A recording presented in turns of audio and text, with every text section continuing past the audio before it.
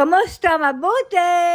For today's video. Balik muna tayo sa dating intro ni Nilush at wala muna tayong linis serye for today's video at pahinga muna ang person. Galing na nga kami niya sa labas at nakapaglakad-lakad na at nakita ko nga yung kalachuchi na inilagay dyan ni Nilush at kinukuha ko yan dun sa puno na nadadaanan namin. Pagdating namin ng bahay ay pinaiinom ko si Nilush ng tubig at humingi nga din niya kanyang marshmallow. May flavor yan naman at napakatamis nga din, hindi katulad ng ordinaryong marshmallow.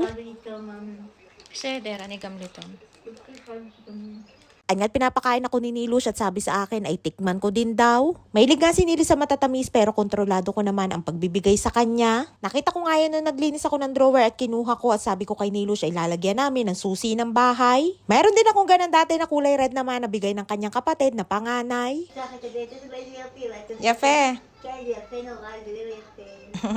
Dumating din ang araw na yan si Rapi para dalahin dito sa bahay ang kanyang mga pinamili na mga gulay at prutas. Pumasok na nga din para kamustahin si Nilush at para sabihin din na hindi siya nakabili nung pinabibili ni Nili na clementina. Tapos na kasi ang season ng orange at clementina kaya wala na ding mabili at sa December na daw ulit. Sana nga ay magtuloy-tuloy ang paggaling ni Nili at hindi na ulit bumalik ang sakit niya para makapasyal kami sa taniman ng kanilang orange. Bago nga umalis si Rapi, kinausap niya din ako at akala ko nga kung bakit dahil masyadong seryoso. Bibigyan niya daw ako ng duplicate ng susi ng kanyang bahay para kung sakali na kailanganin at may mangyari sa kanya ay meron akong susi. Hindi ko nga inaasahan ang kanyang sinabi kaya napaiyak na lamang ako at nag-alala din sa kanya. Simula nga nung na-ospital siya ay sunod-sunod ng mga test ang ginagawa sa kanya pero sabi niya sa akin ay wag daw akong mag-alala dahil okay lang daw siya. Bukod sa akin ay bibigyan niya din daw ng duplicate ng susi yung kanyang dalawang kapatid na lalaki. At dahil napakabait nga ni Rapi ay sana ay okay lamang siya, bigyan pa ng lakas at napakahabang buhay. At syempre inaalala ko nga din si Nili dahil isa si Rapi sa mga guardian ni Nili.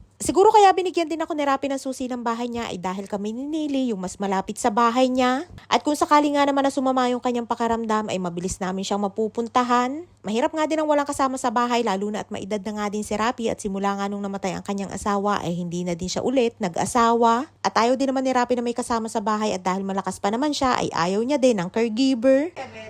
Sige doon.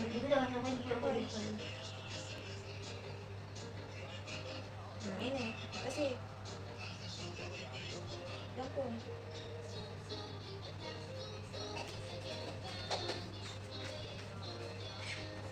Ay nga't pagkatapos kong paliguan si Nilush ay nilagyan ko ng aking binili na moisturizer at gusto niya din daw bumili ng ganan. Sabi ko ay wag na at sayang lang ang pera niya dahil malaki naman yung aking binili ay sabi ko ay hati na lamang kami.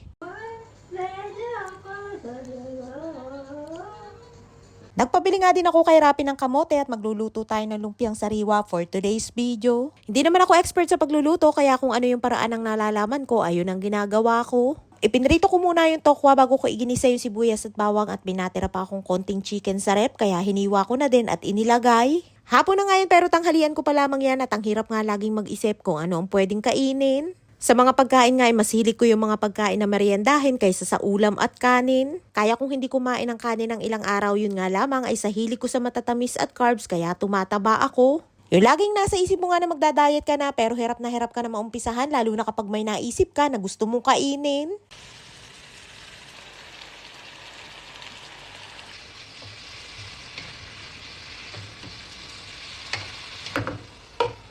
Bumili nga din ako ng toge at dalawa ay 10 shekel o nasa 200 pesos at masarap nga din yan sa lumpiang gulay. At bahala ko nga kapag may natira pa kami ni Nilush ay gagawin ko naman lumpiang prito na masarap isawsaw sa suka. At dito ko nga lamang nalaman na pwede palang kainin ng hilaw ang toge na ginagawa nilang salad dito sa Israel. Ayun nga si Nilush at hindi na makapaghintay at gutom na daw siya. Alam niya kasi na may niluluto ako kaya kahit kakakain pa lamang niya ay gutom na ulit. At para bigyan ko siya ng ibang pagkain ay sabi niya sa akin ay ayaw niya daw kumain yung aking niluluto, ayaw niya daw ng carrots at kamote. Ay nga't luto na at gagawa na lamang ako ng sauce at dahil nagkakasumpong na nga si Nilush ay binigyan ko na din ng kanyang hinihingi na tinapay at simenet at kape. Kahit nga may bago nang iniinom na gamot si Nilush ay sumpungin pa din siya dahil hindi ganun kabilis ang epekto ng gamot sa kanya. At nang i-google ko nga ay pwedeng umabot ng 4 to 6 weeks bago makitaan ng pagbabago. At dahil tapos na tayo magluto ng lumpiang gulay, igagawa naman tayo ng peanut sauce. Yung may buo-buo na peanut ang aking ginagamit na peanut butter at nilalagyan ko ng fresh milk. Inaluan ko din ng konting tubig at konting toyo para hindi mukhang maging maputla at nilagyan ko din ng konting sugar. Hinalo-halo ko lang hanggang sa lumapot at nang makita nga ako ni Nili na nagluluto ng peanut sauce ay sabi niya sa akin ay gusto niya din daw ng lumpiang gulay. May paayaw-ayaw pa ngang nalalaman at ayaw niya daw nung carrots at kamote pero nung nakita niya yung peanut sauce ay gusto niya din daw at nauna pa nga kumain sa akin. Sa bilis kang kumain ni Nili ay natakot nga din ako dahil muntik na siyang mabilauka ng lumpia wrapper. Bukod nga sa malaki ang subo ay hindi na nga din niya masyadong nginunguya kaya muntik nang bumara sa kanyang lalamunan at buti na nga lamang at nailuwa din. Kaya kinabukasan nung binigyan ko ulit siya hindi ko na ibinalot sa lumpia wrapper at dapat pala ay egg wrapper para kay Nili para malambot. מאוד טוב, ובלי זה כזה עם ירקות כאלה מוקפצים כמו סמסום. כן, עם ירקות. כן. תשתי מים. בסויה גם תנקה. כן, את אומרת את לא אוכלת זה. לא, אני הייתי אוכלת את זה שהייתי בסניור סנדוויץ' וזה טעים נורא חמד בוטנים, זה טעים נורא, זה בורח. לבריאות. Ay nga't pagkatapos kumain ni Nilo siya ako naman ang kumain at sabi ko nga ay akala ko ba ay ayaw niyang kumain yan ay todo paliwanag nga at masarap daw yung peanut sauce. At dahil hindi kumakain si Nili ng karne hindi ko sinamahan ng karne yung pinakain ko sa kanya at purong gulay lamang na may tokwa. כן, תודה ממי. זה טעים נורא מה שעשית, הירק המוקפץ הזה, זה מוקפצים עם סויה וירקות טובים. כן. וחמד בוטנים. Ay nga't hindi makamove on si Nilo at sarap na sarap ng dahil dun sa peanut sauce. Ay siya hanggang dito lang ang ating kwento for today's video at maraming po salamat sa inyong support at laging panonood. Mag-ingat po tayong lahat palagi. And please follow and share ako Infinity Private Resort and Events Place and please subscribe to my YouTube channel.